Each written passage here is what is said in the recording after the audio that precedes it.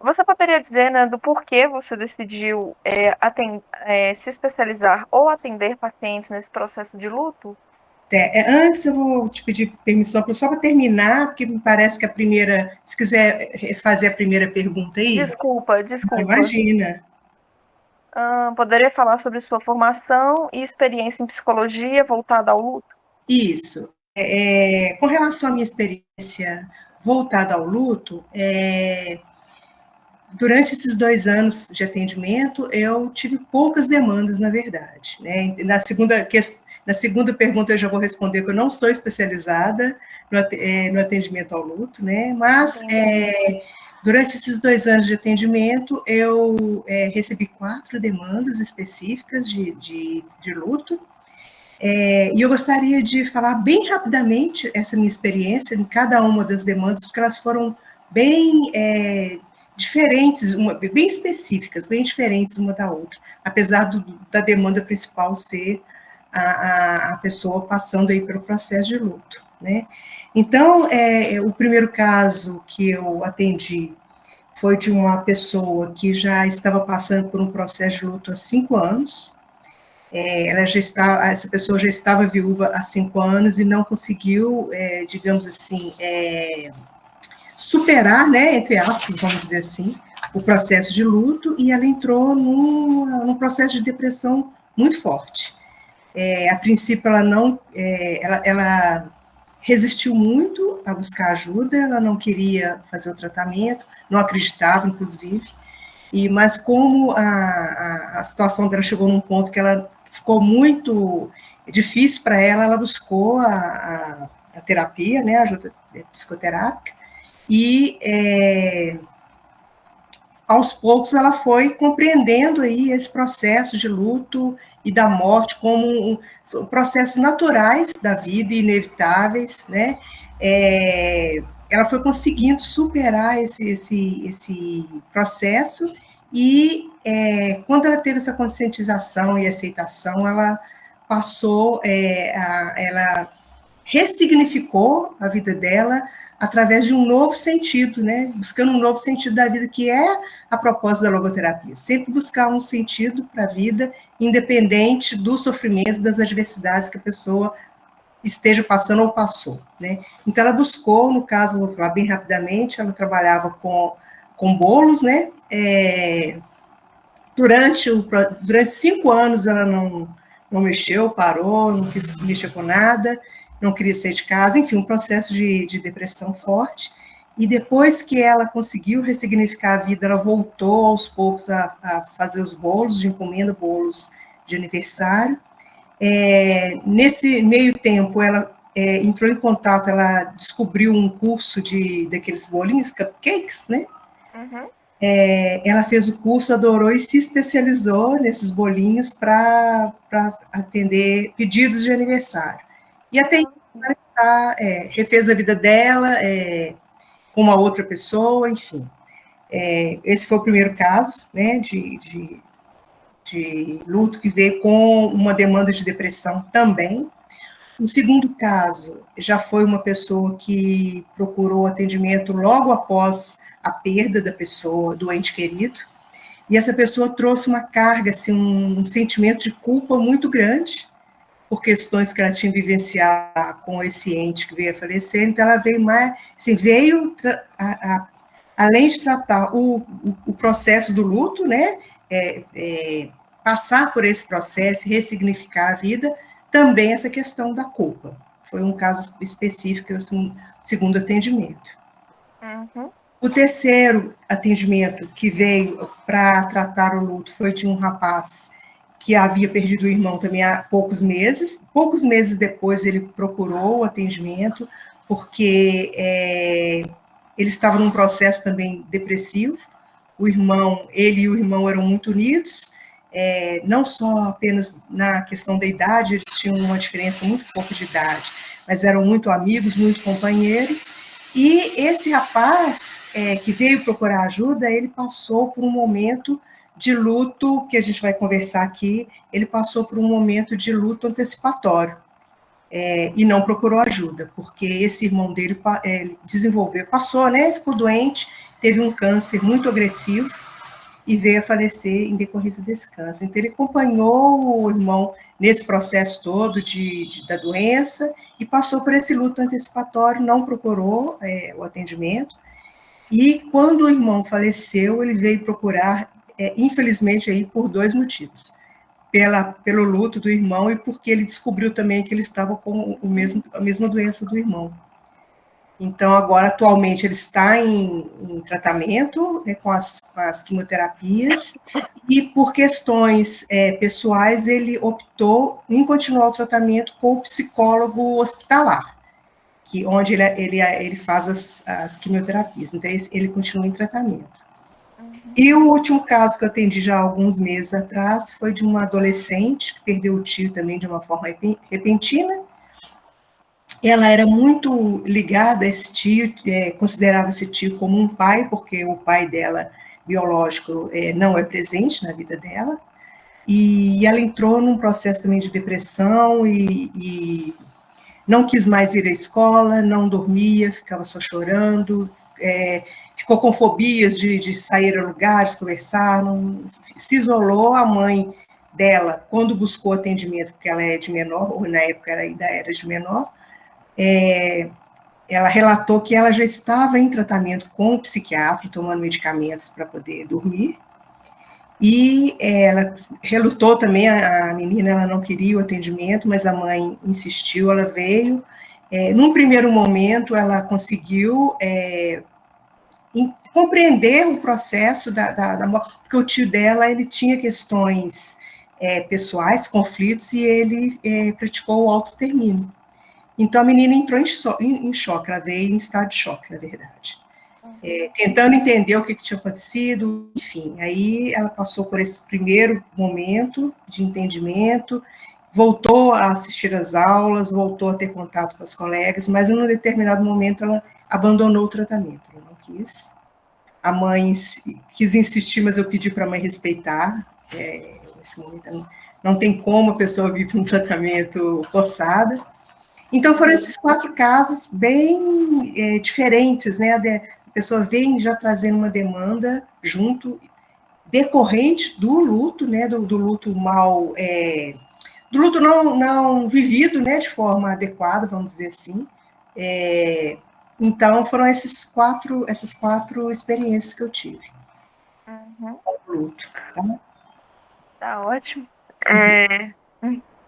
Bem, eu posso prosseguir então para as perguntas? Se eu estiver falando muito rápido também e tiver alguma dúvida, por favor, me Claro, pergunte. sem problemas.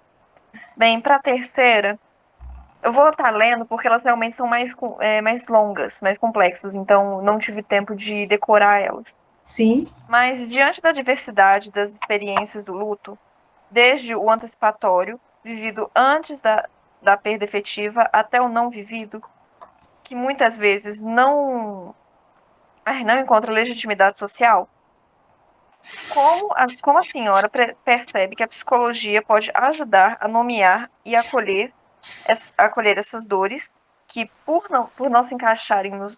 Nossa Senhora, desculpa, gente. Imagina. Mas não se encaixarem nos modelos tradicionais do luto, acabam sendo silenciadas? Sim, na verdade, essas dores já foram nomeadas, né? A psicologia, ela utiliza esses termos que vocês trouxeram aí. Então, tanto do luto antecipatório, como do luto não vivido. Essas dores já foram nomeadas, né? E como que essas dores são tratadas, essas dores de um luto, entre aspas, não tradicional, né? Então, o acolhimento é feito pela escuta e pela validação da dor da pessoa, levando a pessoa à compreensão de que aquela dor é legítima, apesar de não estar enquadrada, vamos dizer, entre aspas, em um luto e que a gente conhece como um modelo tradicional, que ela reconheça que aquela dor dela está sendo validada e é legítima. E a partir daí a gente faz o acolhimento. Entendi. Muito interessante. Na quarta, no Uhum. manejo clínico do luto antecipatório, por exemplo, em casos de doenças, como a senhora mesma havia mencionado no caso, em doenças crônicas, degenerativas ou demências, quais estratégias ou abordagens terapêuticas e assim a senhora considera mais eficazes para auxiliar o paciente e, oh meu Deus, o paciente a equilibrar o processo de, de des... Só um minuto que é miopia. Uhum, Deixa eu recuperar. O processo de despedida gradual com a preservação do vínculo e da qualidade do tempo que ainda resta. uhum. As abordagens que eu considero mais eficazes são as ligadas são as abordagens existenciais, né? No caso, além da logoterapia, a abordagem humanista, do Carl Rogers, e também a Gestalt terapia. Porque elas buscam a conscientização da pessoa de que a morte e o luto são condições, são finitudes, né? São condições de finitude da vida humana, que a gente não vai, inevitáveis, né? E a partir dessa conscientização e dessa aceitação, buscar superar esse momento de dor, né? Sempre ressignificando a vida com um novo sentido, apesar da perda, né? No caso aí das pessoas que passaram por esse luto antecipatório, né? Procurar entender realmente que essa finitude, que em algum momento a perda vai acontecer, a morte vai acontecer, né? Procurar conduzir a pessoa, conduzir no bom sentido, assim, não de manipular, mas assim, de conscientizar a pessoa para ela viver aqueles momentos ali de uma forma respeitosa, de uma forma carinhosa e paciente, né? Aqueles os momentos finais que a gente não sabe quando vai ser o último, mas ela está numa fase terminal, então vivenciar ali da melhor forma possível, dentro do possível, com leveza, né, com muita consciência e respeito ali pela condição da pessoa, de forma carinhosa e paciente. Uma outra visão ali de finitude, vamos dizer assim, que vai acontecer ali, em algum momento, infelizmente, é inevitável. Prepara a pessoa para esse momento, mas mesmo assim, quando a pessoa tem consciência de que finalizou, a pessoa ainda entra num outro processo de luto e de pânico, é o luto propriamente dito. Isso não tem como não tem como evitar. Mas é uma preparação para quem já está vivenciando esse luto antecipatório. Entendi. Meu Deus. Essa foi a quarta, não foi? Foi. Perfeito. A número 5. O luto não vivido muitas vezes está associado a perdas simbólicas. Como. Eu vou ter que tirar o óculos. Não consigo ler, Fica à mas vontade. tudo bem. Está tranquilo. Como rompimentos, rupturas familiares, ou mesmo a dor de quem cuidou de um ente querido por anos e após a morte sente um vazio que não consegue elaborar. De que forma a senhora enxerga o papel do psicólogo, não apenas no consultório, mas no consultório, mas na promoção de uma cultura que acolha essas experiências como legítimas e como podemos cuidar também daqueles que cuidam? Sim, como podemos cuidar dos que cuidam acolhendo essas pessoas para poder fazer terapia, um acolhimento psicoterápico. A pessoa que vive essa situação de um luto não vivido, vamos dizer assim, ela precisa ter a necessidade de ter um acolhimento para entender esse rompimento,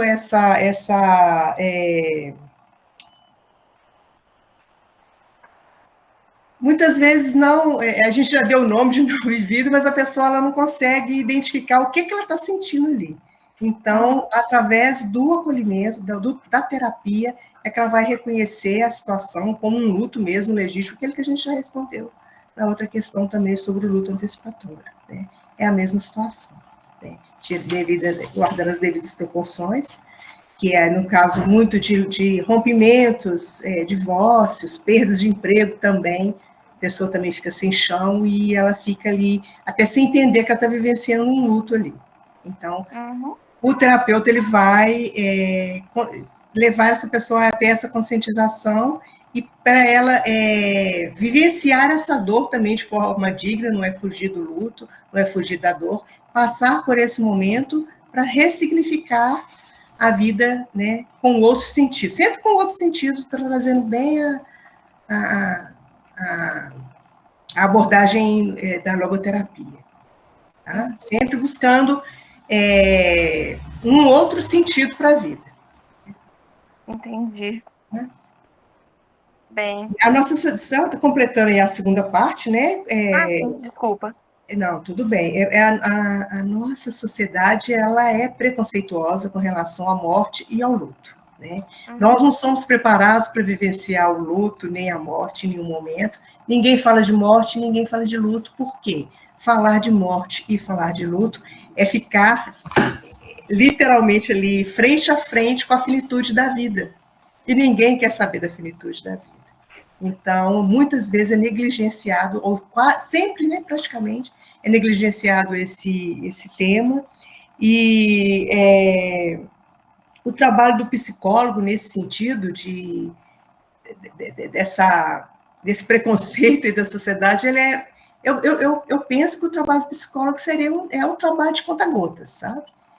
Aos poucos, e acredito também que, nesse sentido, o psicólogo hospitalar tem em suas mãos mais possibilidade de começar a trabalhar a questão da morte, da finitude, que ele trabalha direto com familiares que estão vivenciando esse luto antecipatório e a própria pessoa também que está ali vivenciando fases, né, crônicas e irreversíveis, vamos dizer assim.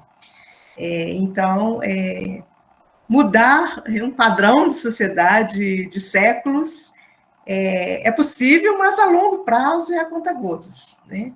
É um trabalho ali diário do psicólogo que tem contato com essa situação, que atende o luto, que atende situações de luto e de morte. Então, por isso que eu falo que, no caso, o psicólogo hospitalar, ele tem mais condições, né, possivelmente, de estar trabalhando essa desmistificação do luto e da morte no conceito nosso aí da sociedade em geral. Entendi, um trabalho de formiguinha, né? Muito, muito. Muito. Infelizmente. Tá. Ao acompanhar tantas histórias de perda, como você cuida de si mesma para lidar com essas expectativas e de que forma esse contato constante com o luto influencia sua própria visão sobre a vida e as relações? Uhum. Bom, a forma como eu me cuido como psicóloga é também fazendo terapia, né? Buscar me fortalecer psicologicamente e emocionalmente, né? Para tanto lidar com as demandas que chegam de luto, de dor, como tratar também das minhas questões pessoais também, né? De luto também e de morte, né? E esses contatos de luto, com essas experiências de luto, elas me ensinaram muito a cada vez mais valorizar, né? A gente vai trazer essa terminologia muito da Gestalt, que eu trabalho muito também na logoterapia, que é a questão do aqui e agora. Valorizar o dia de hoje, valorizar o momento atual, né? Ressignificando as dores que a gente, principalmente vivenciadas também, no caso, em momentos de luto, e ressignificando sempre, buscando um sentido maior para a vida, né? Honrando a vida que permanece, apesar das dores, das dificuldades, das perdas. Existe uma vida que permanece e a gente precisa honrar essa vida, essa vida, buscando um sentido para ela de forma com liberdade e responsabilidade, que são dois temas também bem fortes da logoterapia, liberdade e responsabilidade nas escolhas. Tá? Não sei se eu consegui responder. De forma bem clara. Tudo bem. Ok. Só um instante, deixa eu... Perfeito. 7 agora, né? É a 7. Eu estava em dúvida se era ela mesmo. Uhum.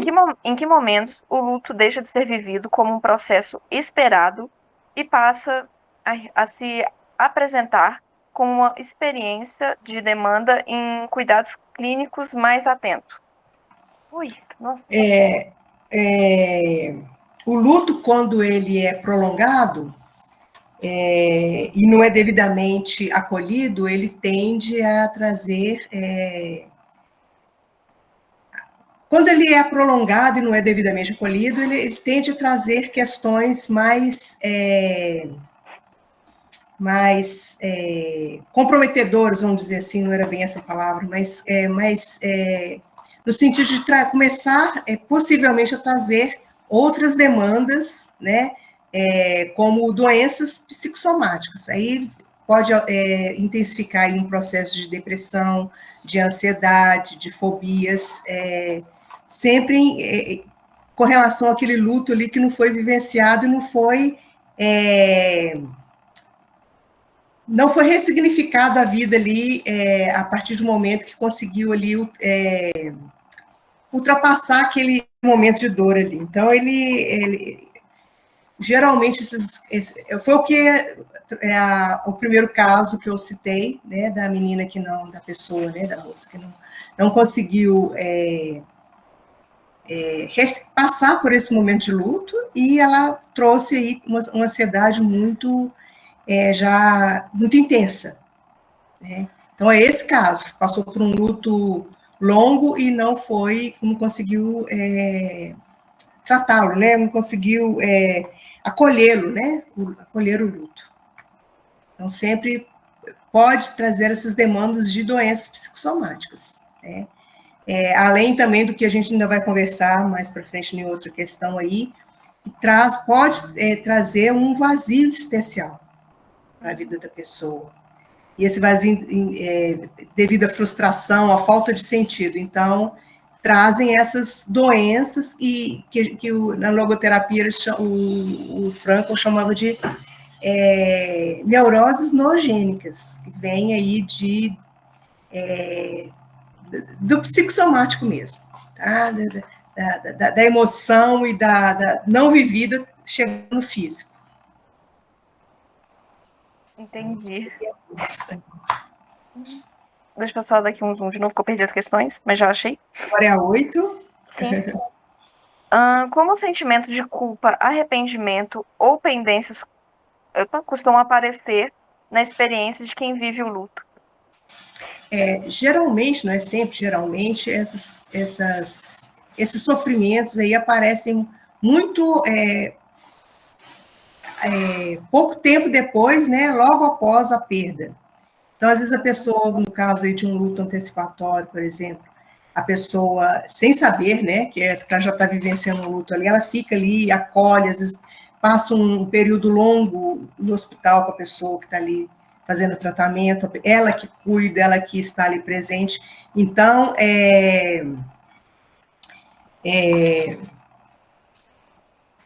quando a pessoa morre, né, ela costuma vir esse sentimento assim de insuficiência.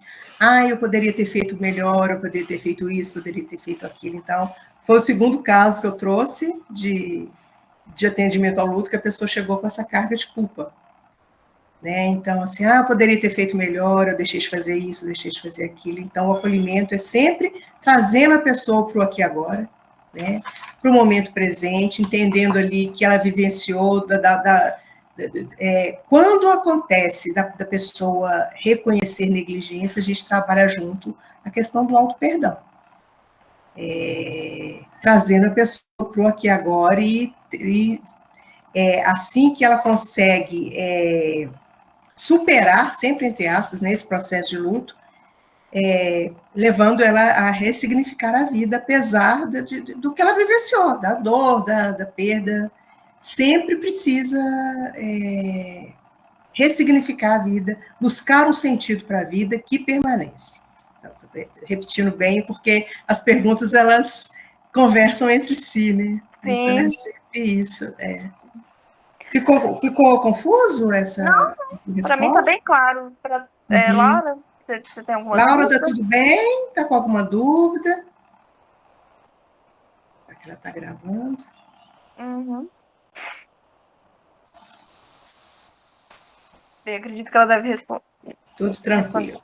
Perfeito. Obrigada, Laura. A 9 agora. A partir da sua abordagem existencial, como o luto se relaciona com temas como o sentido da vida? Sim, então repetindo, né, o que eu venho falando aí nas outras questões, realmente elas casam entre si. Eu estou procurando responder de forma bem objetiva, mas um assunto entra no outro, porque é sempre o sentido da vida ali em evidência, Uhum, né? Então, a busca dos. Já falei agora em alguma outra nas questões anteriores, que o luto prolongado ele pode trazer para a pessoa um vazio existencial, ela perde sentido, ela não vê sentido em nada. Então, o trabalho da logoterapia, que eu vou sempre ressaltar, porque é a abordagem que eu trabalho, né?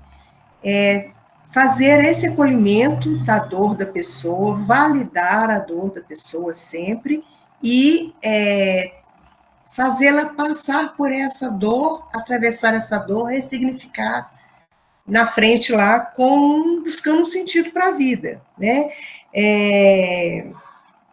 Que segundo o Vitor Frankl, esse sentido, vou até responder isso no final, falando sobre as terapias existenciais, holísticas, enfim, humanistas, mas cabe aqui também essa resposta, né? Segundo Frankl, o sentido da vida ele já está posto no mundo, ele já existe fora de nós. Então, a logoterapia ela trabalha essa questão da autotranscendência. A gente precisa sair da gente e buscar o sentido que já está no mundo, né? Esse sentido pode ser em relação a algo ou a alguém. Então, a gente pode escolher um projeto, um novo sentido de vida pode vir através de um novo projeto, de uma missão de vida, ou de cuidar de alguém, ou de amar alguém. Então, sempre com a gente tem sempre essa liberdade e a responsabilidade de escolher o sentido da vida, buscar o sentido da vida que já, segundo o Frankl, já está no mundo. Ele já está criado. A gente não vai criar um sentido da vida, como o Rogers traz no humanismo, que é uma diferença entre o humanismo e a logoterapia. O Rogers fala em autorrealização. Eu preciso criar um sentido para a minha vida. E o Franco fala que não, a gente não cria. A gente sai de si e busca o sentido que já está posto no mundo. uhum, Tá? Então, sempre esse processo aí. Tá? uhum, Acolher a dor, validar a dor, a pessoa compreender que aquela dor é legítima, num período de luto que é próprio de cada um, o luto ele é único, ele é pessoal, né? Cada um tem um período que vai precisar passar por essa dor, compreendendo aí o processo de finitude da vida, enfim, todo esse processo da dor e da morte, para poder, mais à frente, ressignificar a sua vida buscando um sentido da vida, um outro sentido para a vida que continua, para a vida que permanece. É sempre batendo assim na mesma tecla. Desculpa a repetição, mas o luto ele é trabalhado na logoterapia dessa forma. Tá bom? tá ótimo, mas não se preocupe com a repetição. A 10ª, né? Uhum. Como você compreende o papel do tempo no processo de luto? São mais de uma pergunta, né? Existe uma pressão social por superar quem entra em conflito com a experiência vivida? Como eu acabei de dizer, o luto é um processo individual e único, né? Por exemplo, dois irmãos que vivenciam a morte de um pai ou de uma mãe, eles vão vivenciar esse luto de formas totalmente diferenciadas, de acordo com a vivência, com a experiência que eles tiveram com esse pai ou com essa mãe que faleceu. Às vezes um foi mais próximo desse pai ou dessa mãe, o outro ficou mais distante. Então, a forma como eles percebem o ambiente, percebem a vivência deles no mundo e a forma da experiência direta com a pessoa influencia totalmente na forma como essa pessoa vai vivenciar o luto. É bem subjetivo. Uhum. Né? Então, não tem um tempo certo, a pessoa vai precisar de um tempo específico para ela trabalhar aquelas questões que ela vivenciou com aquela pessoa, ou no ambiente, enfim. E existe, sim, uma pressão muito grande da sociedade, como se o luto ele fosse igual para todo mundo e todo mundo precisasse passar um determinado tempo igual e superar, vamos dizer, esse processo de luto. Isso não existe. Né? Então, nós somos seres únicos, nós somos seres numa totalidade, que é uma característica das terapias existenciais. Tá? Eu vou falar aqui agora também, deixar para falar aqui na questão seguinte, que é mais perto, mais dentro da pergunta. A gente trabalha o ser humano na sua totalidade, não só a parte psíquica e emocional, mas a gente entende o homem como um ser biopsico-espiritual. Espiritual aí não no sentido religioso, mas no sentido de valores, no sentido de caráter. Tá? Eu vou explicar melhor aqui na pergunta mais para frente aqui. Só para não ficar repetindo. Sem problemas, viu? Bem, Ficou tranquilo essa questão? tá A perfeito. sociedade cobra sim, mas não tem como cobrar, porque, repetindo aí, o luto ele é individual Uhum. e único para cada pessoa. Ficou bem tranquilo. Tá, ótimo. É, Obrigada, Laura. Ela trouxe aqui, ficou tranquilo para entender. Obrigada, Laura. Ok. Dentro do existencialismo, da fenomenologia e do humanismo, existe uma forma saudável de se lidar com o luto? Sim, dentro das abordagens citadas, as formas saudáveis, é que eu vou colocar aqui entre aspas, né, de se lidar com o luto, existe esse ponto comum que eu acabei de dizer, né, entre essas terapias de base humanista e de existencialista, vamos dizer assim, que é tratar, igual eu repeti, o ser como na sua totalidade, né, um ser, o homem como um ser biopsico e espiritual, né, e nesse sentido, as terapias elas também conversam entre si. Por exemplo, como seria uma forma saudável dentro do humanismo do Rogers? Como seria uma forma saudável de tratar o luto? Né? Através do acolhimento empático, eu não sei se vocês já estudaram Rogers, o acolhimento empático é ter empatia, se colocar no lugar do outro. Então, se colocar no lugar daquela pessoa que está... Sua imagem congelou para mim, viu, Bianca? Não sei se você está me ouvindo. Está me ouvindo, Bianca?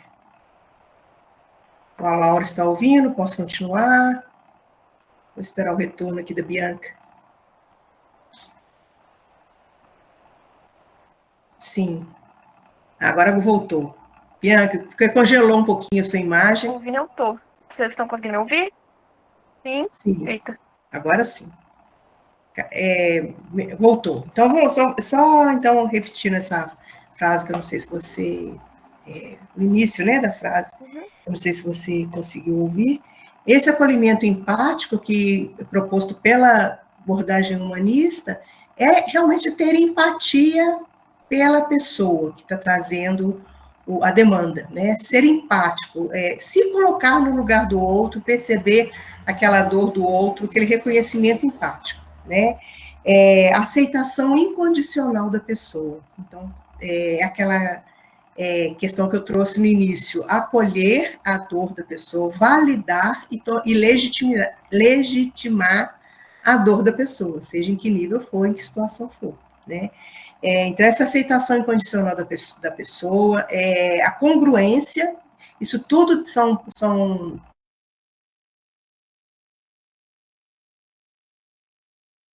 Agora ela travou para mim. Umas conversam com as outras, realmente.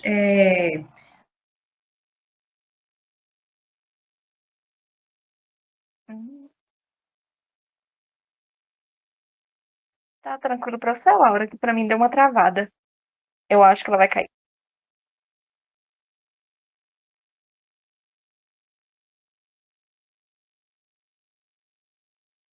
Eu não consigo ver o chat.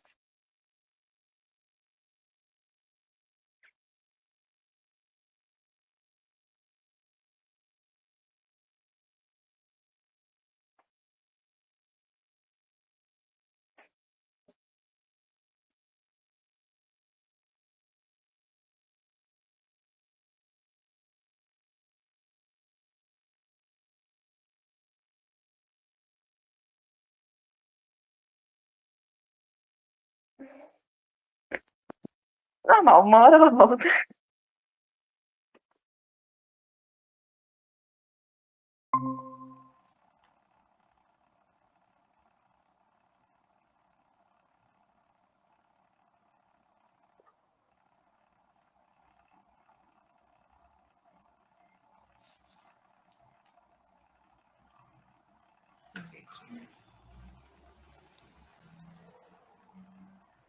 Olá, Bianca.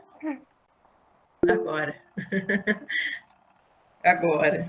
Tá tudo bem? Tá conseguindo me ouvir? Sim, sim, perfeitamente. Tá.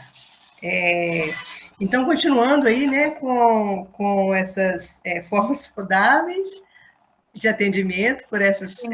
pelas terapias da área existencialista. Então, a gente falou aí das abordagens saudáveis através do humanismo, né? A Gestalt também ela traz uma questão muito importante, que eu trabalho muito na logoterapia também, que é a questão do aqui e agora. Ela vem da Gestalt, né? De sempre valorizar o momento presente, né, como o único momento possível de fazer mudanças, de realizar coisas, né? Não no sentido de ignorar o passado e desprezar o passado, mas no sentido de agregar, trazer as experiências do passado para o presente e redirecioná-las, ressignificá-las, né? Então, essa questão do aqui e agora ela é muito importante, chama a pessoa ali para a responsabilidade dela a partir desse momento de hoje em diante, né? Que ela tenha a liberdade e a responsabilidade de buscar dar um novo sentido para a própria vida. E essa é a questão também da logoterapia. Ela trabalha o que eu tenho falado desde o início, né? Buscar sempre esse novo sentido para a vida, apesar das adversidades, não importa se não no sentido de não ter importância, mas é sempre possível dar um sentido à vida apesar das adversidades, né? O Franco ele bate muito nessa questão pela experiência própria que ele viveu em 4 campos de concentração, né? E ele, quando ele chegou com a teoria dele pronta lá, só bem rapidamente, eles rasgaram a teoria e ele, para sobreviver aos campos de concentração, à noite ele refazia a teoria toda na cabeça dele. Né? Perdeu a família toda sem saber, a esposa grávida, um irmão, uma irmã e os pais. Cada um foi para um lado, ele só ficou sabendo da morte dos entes queridos quando ele conseguiu sair, né? No final da guerra. Mas ele sobreviveu muito com essa intenção positiva dele de ir refazendo, e ele tinha essa esperança durante esse período de que ele iria sair, que ele iria colocar a terapia dele em prática. Né? E ele conseguiu. Então, assim, apesar de adversidades que a gente, no caso dele, a gente não pode imaginar, né? Que foram as atrocidades lá nos campos de concentração, ele conseguiu buscar um sentido para a vida, apesar dos traumas, né? Vamos colocar assim, dos traumas vividos por ele, dos traumas de guerra. A sua imagem congelou outra vez. Voltou. Conseguiu me ouvir? Uhum. Conseguiu me ouvir? Tranquilamente. Conseguiu? Uhum. Uhum. Então, são essas formas saudáveis de lidar, enfatizando esse ser humano na sua totalidade mesmo. Né? Uhum. E não como uma parte integral ali, que podem vir e vêm as doenças psicossomáticas. Então, o ser humano é um ser na sua totalidade, né? Sem dividir ali uma parte psíquica só, emocional só, ele é um ser total. E ele é tratado como tal nas terapias existencialistas. Uhum. Tá? Perfeito. Agora, já caminhando mais para o final, Uhum. a última pergunta. Em Sim. muitos casos, o luto confronta a pessoa com a ausência de sentido. Como esse vazio é trabalhado dentro da clínica existencial? Geralmente é aquele caso de um luto que não foi reconhecido, um luto que não foi vivido, foi, às vezes, negligenciado pela própria pessoa, não estou bem, já superei, mas não, total, né, mas não consegue voltar para a vida, dar um outro sentido para a vida, então a pessoa vai entrando num nível de descontentamento com tudo e com todos, com a vida, um nível de frustração, e ela se reconhece num vazio existencial, ela não perde o sentido total da vida. Então, no caso aí das terapias existenciais e mais específico da logoterapia, é o mesmo processo que a gente está falando aí o tempo todo, né? Acolher a dor da pessoa, validar, ajudá-la, auxiliá-la a passar por esse processo de dor, de luto, e ajudá-la a ressignificar, buscar um sentido na vida. Refazer a vida, ressignificar a vida através de algo ou de alguém ou dos dois. Uhum. Entendi. Seria basicamente... Ficou confuso? Gostariam de que repetisse alguma parte? Porque realmente eu procurei responder de forma mais objetiva, porque as perguntas realmente, umas vão se conectando com as outras, as respostas, né? Não sei se ficou confuso, se vocês gostariam de que eu repetisse alguma coisa. Para mim está bem claro. Você tem alguma dúvida, Laura?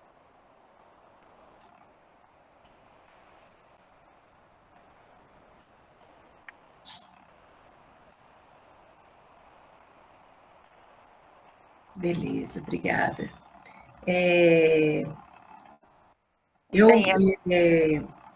Espero ter respondido, né, dentro do que vocês almejaram, dentro da expectativa de vocês, né, para esse trabalho. Espero ter